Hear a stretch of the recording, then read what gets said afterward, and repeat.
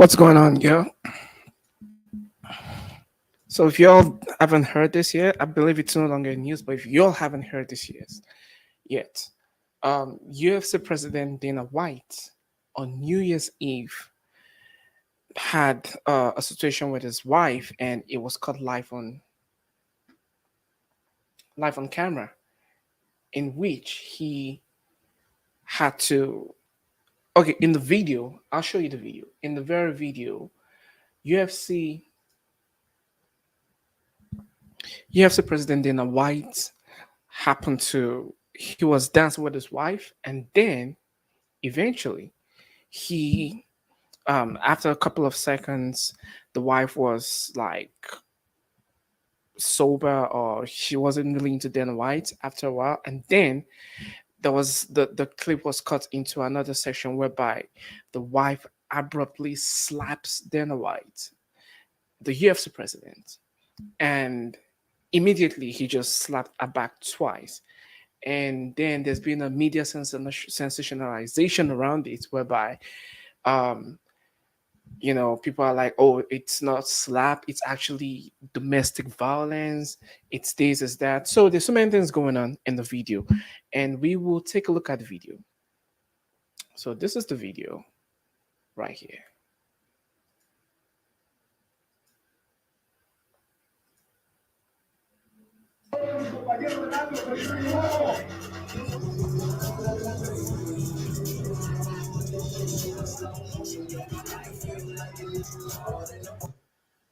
So she smacks him first, and he smacks her right back. First time, and then another one.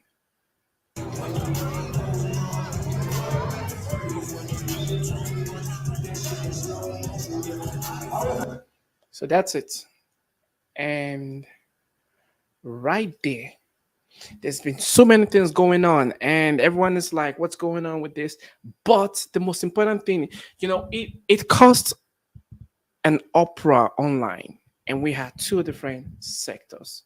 Well, the first sector as a group of people, the group of those who were against it, and they were like, it's not a slap, it's actually domestic violence. And then we had the group of the other people who were like, Dana White is actually just, and they were actually defending him. And they were like, she was the first person to slap him, and different thing coming on: equal right, equal fights, equal right, equal left. If you don't want to be if you don't want to be violated domestically, just keep your hand to yourself, or this and that. You slapped him first, you're too adult. There's so many things. And the most important thing for this, the most important aspect of this whole situation was UFC president himself, when he had a press conference and he addressed the situation. He addressed it like a boss. He addressed it in the way a real man should have addressed it. He did it taking full ownership of the whole, full ownership of of what he did, taking full accountability, and accepting the fact that he was wrong. He made public apology and accepted the fact that he was wrong. And he said something. He said those people who are defending him should not even defend an action like that, because it's against hitting women, regardless of what the situation is. And we'll go through that. We'll go through that.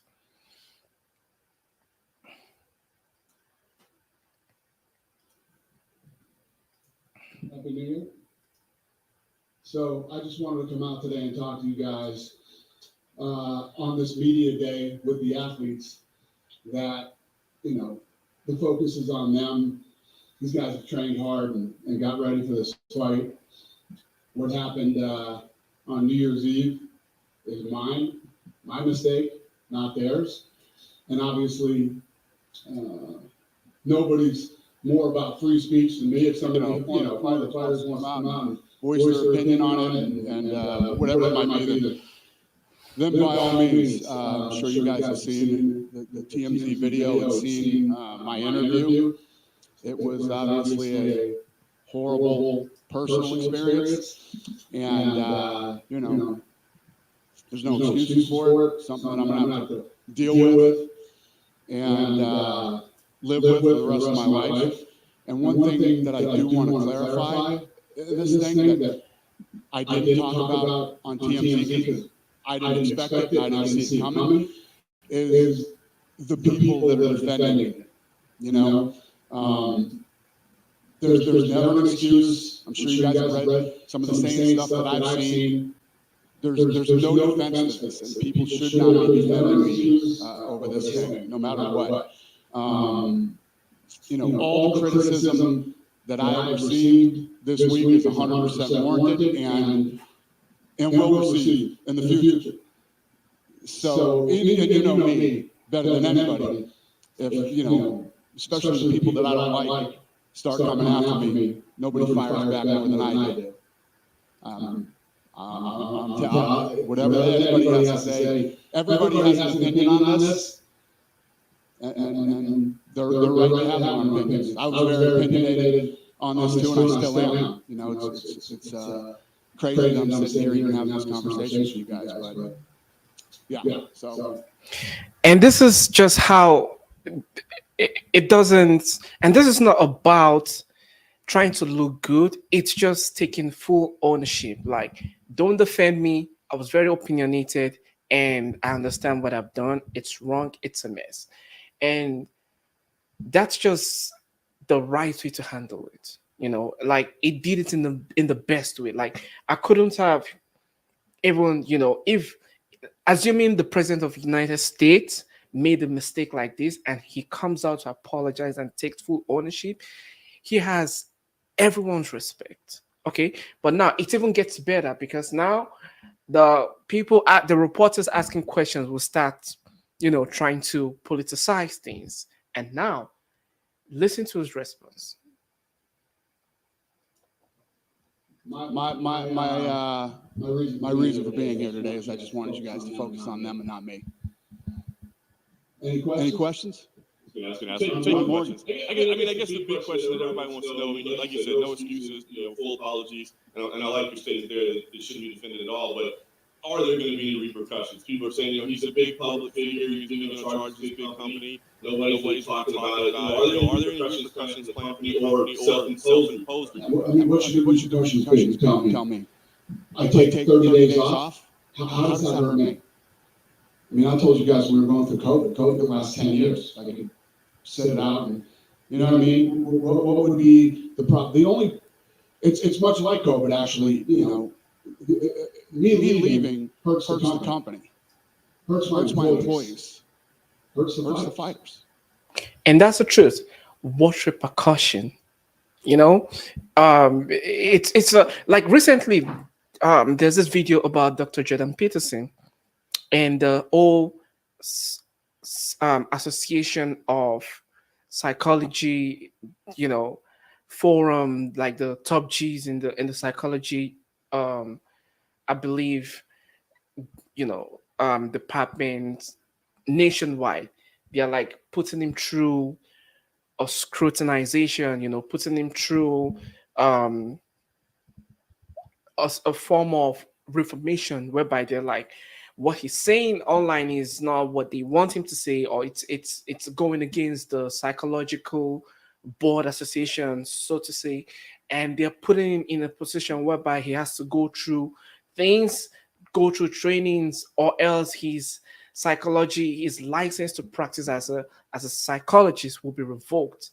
And they're trying to do the same thing to him, and it's like, what is that what you want? Like, go home and stay home for 30 days, for 60 days? Like, that's going to hurt the business more than it's hurting me myself. And it's like, let's use our head here. I've taken full ownership. I've apologized. And what do you want to happen? Doesn't hurt me. I could have left in 2016. You know what I mean? I don't know. Do I need to reflect? No, I don't need to reflect. The next morning when I woke up, you know what I mean? I've been against this. I've owned this. I'm telling you that I'm wrong. And but listen, I mean, we've had plenty of discussions internally with Ari, ESPN. Nobody's happy. Nobody's happy about this. You know, neither am I. But it happened, and I have to deal with it. And what is my punishment? Here's my punishment. I gotta walk around for however long I live. Is it 10.4 years or is it another 25 years? And I gotta. This is how I'm labeled now. My other punishment is that, you know, I'm sure a lot of people, whether it be media, fighters, friends, acquaintances, who had respect for me might not have respect for me now. I mean, there's a lot of things that I'm going to have to deal with for the rest of my life that are way more of a punishment than what? I take a 30-day, 60-day absence? That's not a punishment to me. Punishment is that I did it. This is a man who knows exactly what he's doing. This is what our leaders need to this is what they need to assume. You know, they've done something wrong, don't cover it up. Take ownership, move on. Okay, and that's exactly what he's doing. He's taking full ownership, and it just doesn't. This is how you know when someone is just a straight arrow. They just do what needs to be done and they move on, you know. But keep hearing those questions. And now I have to deal with it. And more importantly, you guys know how I feel about other people's opinions of me. And I've said this before, and I'll say it again. Nobody, I know a lot of you. I don't know what you do when you go home. I don't know what you're into. You know, nobody knows you better than your kids do. Okay. Kids. My oldest is almost 22. So for 22 years, he's grown up and housed me and my wife and the rest of our family. They hear and see everything. They know everything. You know, so whatever perceptions people might have about you, nobody knows better than your kids. And as long as my kids know exactly who I am, they know exactly who their mother is, and that's what's important to us. You know, this is a personal family matter that played out in public, and you know, our biggest focus was our kids. You want to talk about people being disappointed? Who's going to be more disappointed than the kids are? And you know, that's what we've really been focusing on. I mean, as far as her and I go, we both apologized. We apologized to our kids, and you know, trying to move forward. Is there any? So that's it. You know, you take full ownership, you apologize. There's a comment here that says pay a fine of 250,000 for abuse. Be an example. Now, my question would be, how did you come up with the price amount? You know, how did you come up with the price amount? Is that like from a regulatory body? And also, it stems from something because the woman puts a hand on him first. Now, fine, if the woman slaps you, maybe you're probably supposed to hold the hand and prevent her from slapping you further, but not slap her. But it happened. This is like a two-way street. It happened with both parties. And he said both parties have apologized. And he's even coming publicly to apologize publicly. And he's going to have to deal with the shame for the rest of his life. So this is not even about money. This is about the big shame that he has to wear or carry around with him wherever he goes to. This could happen. This could affect his business on a very long time. But it shouldn't be about money. You know, it shouldn't be about money. It should be about morals and values. And he knows that his value and his moral has been affected and tarnished, and he's willing to own up to it. You know, if only our leaders can just own up to their mistake the way he's owning up to his mistake. I think it's very hard to do. Like it's hard to be in the shoe right now because you can see he's bottled up with emotions, and it's a very. I don't even think if I was in a shoe I would have been able to come out and face the press like that and just, you know, just own things the way he did. You know, a lot of other people, other celebrities, other presidents, other CEO will probably have to go through a publicist, they won't even come out by themselves to speak on it. Will Smith slapping Chris Rock, how long did it take him to come out and publicly speak on it? You know, it took months. So it's so many things to look at, and also understand the fact that we are all human beings and no one is perfect.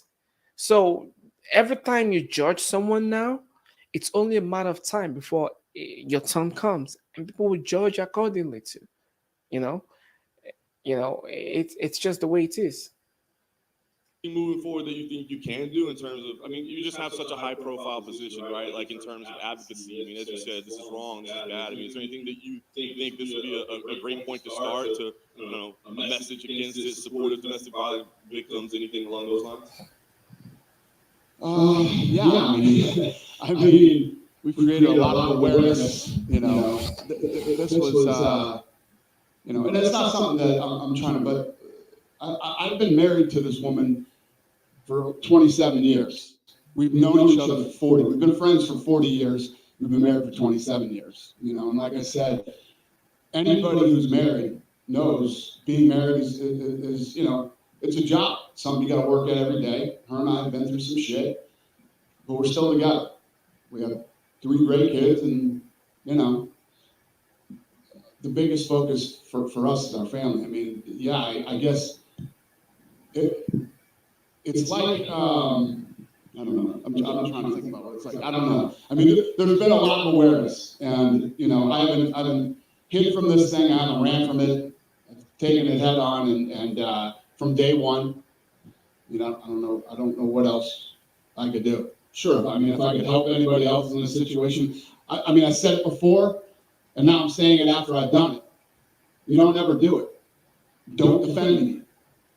Don't anybody defend me. There's you know, there's no reason to even try to defend me. And I don't want any of our fighters in this position where they feel like they have to, unless they want to come out and say, he's an asshole. But, you know, whatever their feelings are about this, I'm all about free speech. So. And that's it. Don't defend me. It's just that's just it. Don't defend him. And he said it. But yeah, that's about it. And let me know what you guys think in the comments section. Let me know your thoughts. Let me know, is this a way a leader should have approached it? Is there any better way for him to have approached it? Is there any other way you would have approached it if you was in this position? Let me know in the comments below, and I'll see you in the next video. Take care, everyone. Bye.